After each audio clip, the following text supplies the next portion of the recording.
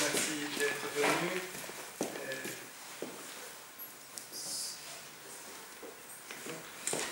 Sois bienvenue dans le premier débat dans le cadre du Sénat européen en 2014. Comme vous le savez bien, aujourd'hui nous allons discuter un sujet qui est à la fois un sujet d'actualité et un sujet fondamental des relations internationales et de la diplomatie, ce qui est les interventions militaires à l'étranger. C'est un sujet de fond que sensibilise le peuple, que sensibilise les experts, et surtout qui est depuis la fin de la guerre froide un sujet de première importance, englobant un nombre de questions qui ne cessent de polariser. C'est un sujet qui polarise parce qu'il touche quelque chose qui est fondamental, ce qui est la souveraineté des États. Donc il y a beaucoup de questions, protéger des populations qui sont menacées par une guerre civile ou par leur propre gouvernement, que faire dans le cas des États en faillite, quoi faire quand un réseau terroriste profite du territoire d'un pays pour menacer ou pour attaquer un autre pays. C'est aussi un sujet qui n'est pas strictement militaire, mais qui a aussi un volet plus large, car les solutions militaires souvent ne répondent pas pleinement à l'enjeu qui se pose, qui est comment stabiliser un pays. Et d'où vient la nécessité dans l'approche du colonel Jean-Marie Moselle. Actuellement, il est délégué militaire départemental de la Haute-Marne et membre du conseil de la fonction militaire terre. Pendant sa carrière, il a occupé plusieurs postes de haut niveau en quartier général du corps de réaction rapide, état-major des armées à Paris et commandement des forces terrestres à Lille. Il a été envoyé en mission dans les Balkans et en Afrique, d'où il vient récemment. Et pour parler de l'expérience de la République tchèque, on aura ici général de division Josef Bečvář, attaché de défense auprès de l'ambassade de la République tchèque en France, ancien chef de la police militaire tchèque et major général des armées. Donc la parole est à vous, monsieur. Peut-être vous pouvez commencer et puis Passe le micro, c'est mieux. Apparemment, il faut que c'est mieux. C'est possible de voir en même temps l'écran. Je vais le mettre là.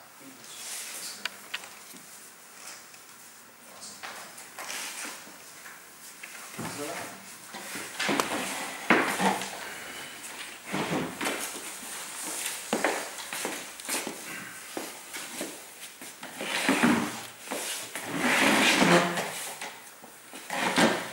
Mesdames, Messieurs, bonsoir. J'ai été présenté, donc je ne vais pas en rajouter. Je vous remercie tout d'abord d'être venu un vendredi soir. Vous avez beaucoup de mérite. Alors que j'arrive de province et que tout circule bien, le flux de circulation est fluide pour rentrer dans Paris. En revanche, pour sortir de Paris, c'est très bouché, donc vous avez beaucoup de mérite puisque vos concitoyens ont plutôt tendance à s'évader de la capitale, et vous êtes restés pour écouter cette conférence. Donc, nous en sommes très heureux. C'est avec un étonnement, mais doublé d'un réel plaisir, que j'ai reçu cette proposition de l'ambassade de la République tchèque de venir vous parler des interventions extérieures des armées françaises. Bien. Je voudrais dire en préalable que j'ai un lien particulier avec la République tchèque, puisque j'ai été en poste un total de 4 ans, un peu plus de 4 ans en République tchèque, 1 an à Brno, à l'Académie militaire à l'époque, qui s'appelait l'Académie militaire, maintenant qui s'appelle l'Université de défense, et 3 ans au ministère de la Défense à Prague, comme coopérant militaire chargé du plan de coopération entre 2000 et 2003. Et depuis, je retourne régulièrement dans ce pays, je suis diplômé des langues orientales de l'Institut national des langues et civilisations orientales, communément appelé les langues O, et je dois dire que je je suis marqué, et je pense que je serai toujours marqué par mon séjour parmi nos amis tchèques qui m'ont appris énormément de choses. Énormément de choses. Alors, vous le constatez, je suis en civil, mon intervention n'est pas officielle dans la mesure où je ne représente pas mon institution ex cathedra, ou ex qualité plus exactement. Je vais parler ex cathedra, mais je ne la représenterai pas ex qualité. Mais quand même, je suis dans l'institution. Donc, ce que je vous propose, c'est quand même des réflexions personnelles qui s'appuient sur mon expérience, sur mes lectures et sur quand même ce que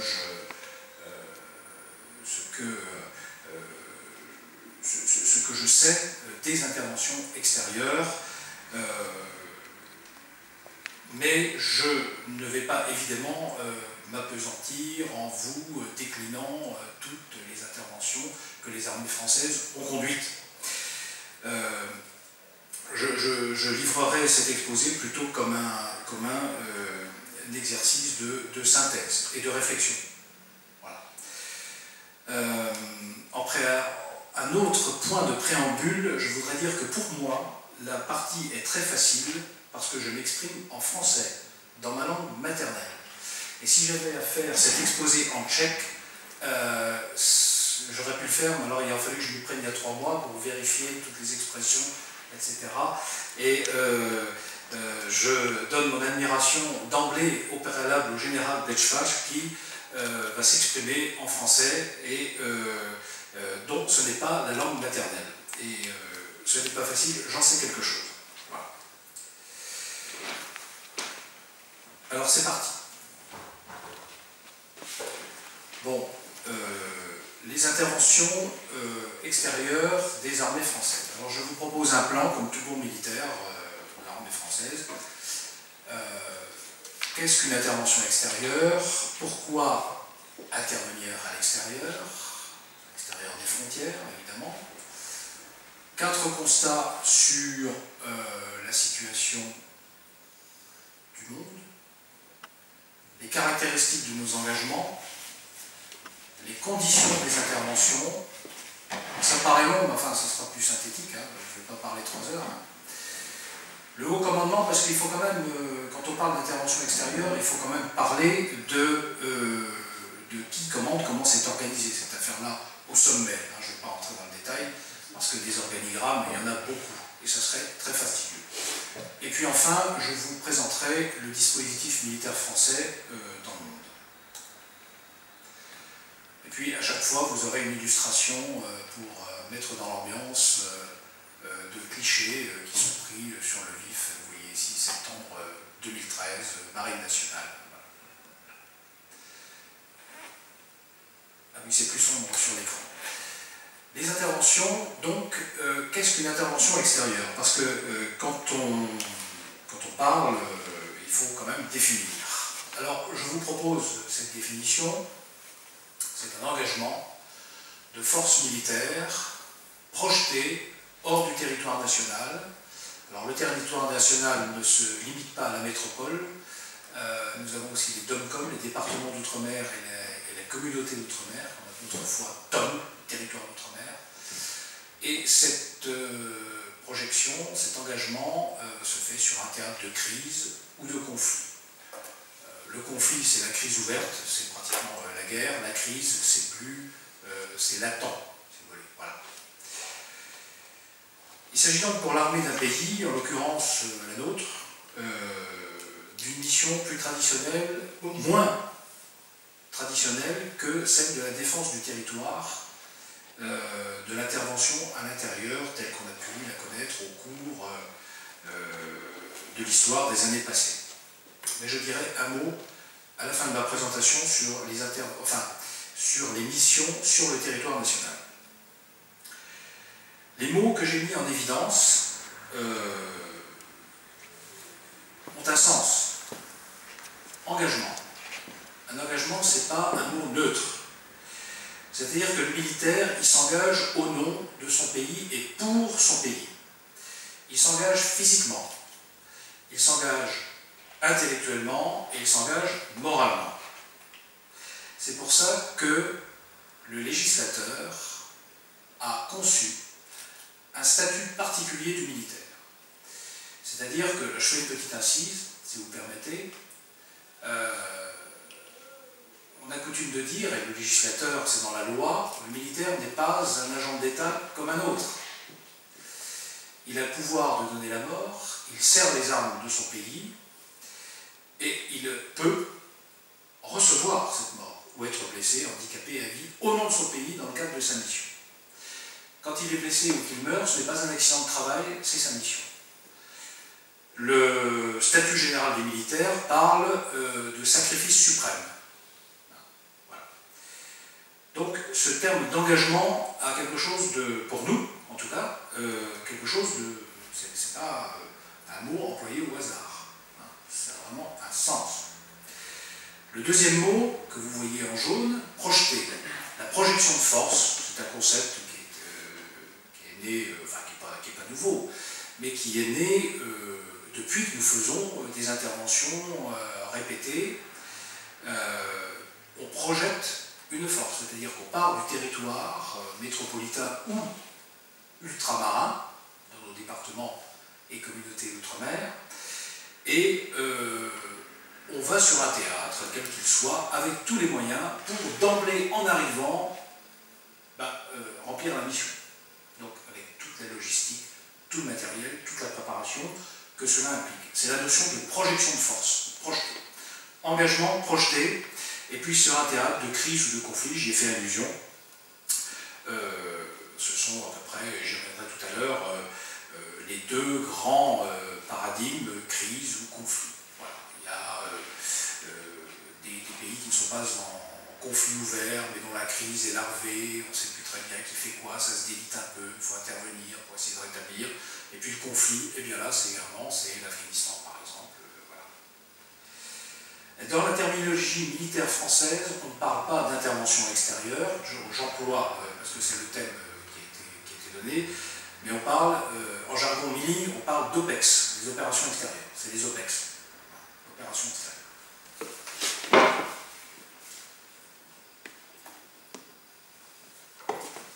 Alors, un cliché du Mali.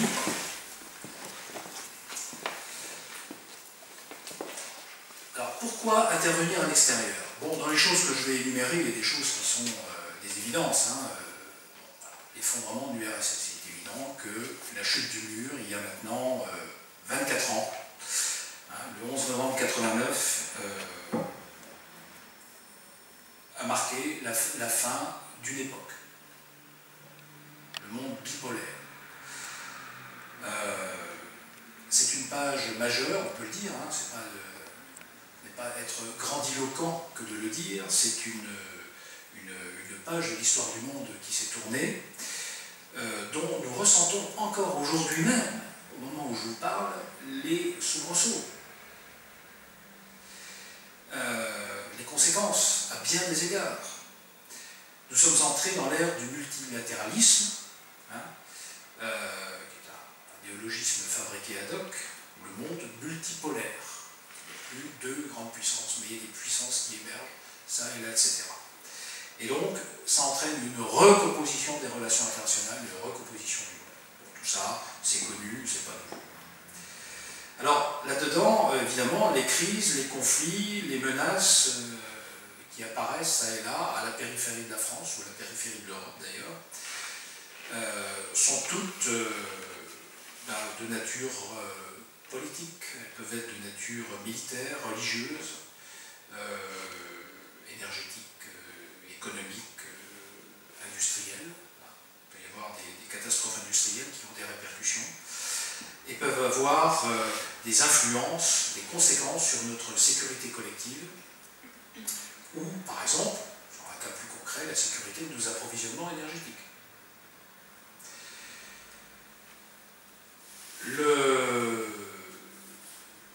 Donc ça a entraîné une recomposition géostratégique et géopolitique du monde. Nous avons une disparition de menaces directes aux frontières de l'Hexagone, mais une apparition de menaces plus ou moins diffuses, enfin en tout cas des choses qui bougent à la périphérie.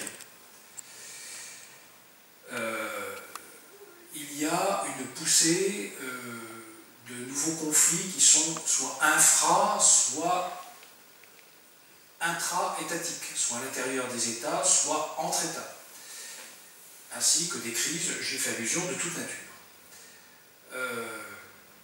Et puis, il y a dans les raisons, les motifs qui président aux interventions des armées françaises, un statut de la France qui, je l'ai mis entre guillemets, qui oblige notre pays est, rappelons-le, membre permanent du Conseil de sécurité de l'ONU. Vous avez des membres non permanents et des membres permanents. Nous sommes avec les 4 autres puissances, la Chine, la Russie, la Grande-Bretagne et les États-Unis, membres permanents du Conseil de sécurité. On ne peut pas rester, si vous voulez, les bras ballants quand il se passe quelque chose. Ça ne veut pas dire qu'on va intervenir tout le temps. On ne peut pas rester les bras ballants. Nous sommes membres de l'Alliance Atlantique. Ce sujet, nous ne l'avons jamais quitté. Il y a toujours une confusion. On a dit en 1966, la France quitte l'OTAN, nous n'avons pas quitté l'Alliance Atlantique. Ce que nous avons quitté à l'époque, sous le général de Gaulle, c'était la structure militaire intégrée. Nous l'avons réintégrée. Et puis nous sommes membres de l'Union européenne, quand même cofondateurs de l'Union européenne. Tout cela nous confère des exigences qu'on ne peut pas mettre sous le tapis. Par ailleurs, nous sommes la 5e puissance économique mondiale, nous sommes le 2e réseau diplomatique mondial, nous sommes la 2e puissance maritime mondiale grâce à notre zone, et c'est moins su ça, c'est su chez des experts qui connaissent le sujet, et c'est moins su, disons, dans le grand public. 2e puissance maritime mondiale, avec notre zone, ce qu'on appelle la zone exclusive économique, la ZEE. Et demain, il y aurait des discussions à l'ONU pour étendre ces zones exclusives économiques de 200 000 nautiques à 300 000 nautiques. La France pourrait devenir la première puissance maritime mondiale. Alors, 200 000 nautiques, ça fait à peu près 370 km à partir des côtes, parce que quand on réfléchit, encore une fois, le territoire national ne se limite pas, comme je l'ai dit tout à l'heure, à la métropole, mais inclut les départements et communautés outre-mer. Et tout cumulé, eh bien, nous sommes la 2e puissance maritime mondiale, et nous pouvons, si ces résolutions sont votées à l'ONU, devenir, devant, la première étant actuellement les États-Unis, passer la première puissance maritime, avec une extension à 300 000 nautiques qui pourrait nous amener à 555 km à partir des côtes, si vous voulez, appartenant à la France. Au-delà, ce sont les eaux internationales, c'est le domaine international. Donc ça, évidemment, ça implique de la surveillance, des patrouilles, il faut une marine nationale.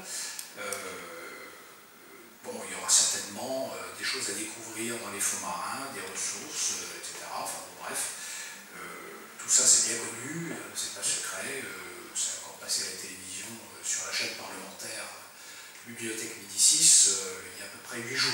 Hein, des experts ont évoqué cette affaire-là. Et puis nous avons la mondialisation et puis les alliances. Cette mondialisation, elle structure les relations internationales, mais pour autant, on parle de la mondialisation, on parle du village global. Alors on dit, voilà, bon, c'est merveilleux, tout le monde s'embrasse sur la bouche, voilà, c'est le village mondial. Oui, mais enfin, l'identité et l'appétit des États n'ont pas pour autant, dans certains endroits, disparu. Encore une fois, crise étatique, non soldée, peuvent menacer la paix, des régions Proche-Orient, Asie centrale, Extrême-Orient, vous suivez l'actualité comme moi. Et puis les alliances, les organisations, les outils de médiation internationale n'effacent pas le jeu des puissances. Voilà. Alors, la conséquence, c'est que, pour la France en tout cas, eh bien, la probabilité, on a coutume de dire que la probabilité d'une guerre interétatique aux frontières est faible, mais tout autour, et l'actualité du Mali et de la Centrafrique, mais surtout du Mali, nous a rappelé que, eh bien, en bordure, périphérie, sud, ailleurs, eh bien, ça bouge un peu. Ça bouge un peu, et eh bien, parfois, il faut remettre un peu d'ordre avant que ça ne dégénère et que nous soyons directement menacés. Alors, je ne veux pas plomber l'ambiance, hein. Tout ça sont des choses, parce que je vois certains regards qui sont un peu effarés, pas effarés, mais enfin qui disent, là, il raconte des trucs, c'est pas très réjouissant. Non. On vit avec, très bien, mais c'est une analyse, c'est une constatation. Voilà. Ça, c'est au Kosovo. Alors, 4 constats. La mondialisation, je viens de l'évoquer, eh bien, c'est encore une évidence, mais parfois il faut reposer les évidences pour bien en prendre conscience. Elle raccourcit les distances et elle interagit. Ce phénomène dépend de plusieurs facteurs, le développement technologique, les transports, Internet, et on peut en trouver d'autres. Ces effets peuvent agir sur la sécurité, d'une part, de nos presque 2 millions de ressortissants français qui vivent à l'étranger. Et qui peuvent être menacés, ça s'est déjà vu dans le passé. Donc le devoir des armées françaises, c'est d'aller secourir les nôtres lorsqu'ils deviennent otages ou menacés dans un pays, quel qu'il soit. Il faut monter une opération militaire. Mais aussi nos intérêts stratégiques, économiques. Chaque pays a des intérêts. Un pays qui n'a pas d'intérêt, ça n'existe pas. Ça n'existe pas. Alors, il y a les voies d'approvisionnement en matières premières. Bon. Il y a les flux énergétiques. Il y a les exportations. Il y a maintenant le cyberespace, qui devient une menace. Enfin, le cyberespace en tant que tel n'est pas une menace, mais c'est quelque chose avec lequel on vit et on va vivre de plus en plus intensément avec.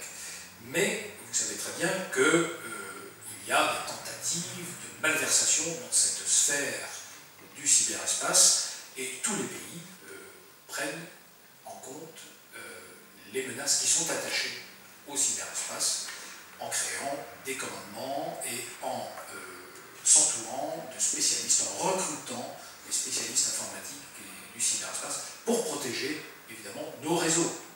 Vous savez très bien comme moi que sans ordinateur actuellement, s'il y avait une panne majeure, sans ordinateur, on serait pratiquement plus capable de rien faire. On n'aurait plus d'électricité, les avions ne décolleraient plus, les trains ne rouleraient plus, je ne pourrais pas vous projeter ce que je vous projette actuellement, etc., etc., etc. Il y a les transactions financières, il y a tout le problème des communications téléphoniques, etc., etc. Enfin, tout ce qui nous entoure dans la vie au quotidien, dont nous perdons parfois la réalité des choses, la conscience des choses, parce qu'on vit avec, mais qui existe et qu'il faut quand même protéger. Ensuite, donc la mondialisation, si vous voulez, rapproche, interagit, etc. On est obligé de tenir compte de ça et d'aller parfois intervenir. Ensuite, les crises sont multiformes. Alors, elles sont internes aux États, elles ont souvent des conséquences sur des régions entières qui entourent ces États. Leur résolution est complexe, parfois incertaine, longue et coûteuse. Alors, il faut être prêt à intervenir, mais sur des spectres larges d'intervention. Hein. Il y a depuis le temps qu'on intervient, il n'y a aucune opération extérieure, OPEX, qui ressemble à l'autre. La Bosnie n'était pas le Kosovo. La guerre du Golfe n'était pas l'Afghanistan. En Afrique, le Mali n'est pas la Centrafrique. C'est différent. À chaque fois, le scénario est différent. Alors, il peut y avoir des similitudes vues de loin, mais sur le terrain, c'est toujours différent. C'est toujours différent. Les acteurs sont différents. Pour un militaire, la géographie, le terrain est différent. On est en milieu désertique, on est en milieu montagneux, on est en milieu tropical, subtropical, désertique, comme dans le massif des Iphoras, au Mali, et à chaque fois, il faut que les zones s'adaptent. Et puis, la crise en elle-même peut être différente. On est au milieu des populations où on a des insurgés virulents en face, il faut vraiment faire le coup de feu, où on est en interposition, où on est en rétablissement de la paix, où il faut faciliter le dialogue entre les protagonistes, etc. Chaque théâtre d'opération est un théâtre particulier qui oblige le militaire à s'adapter.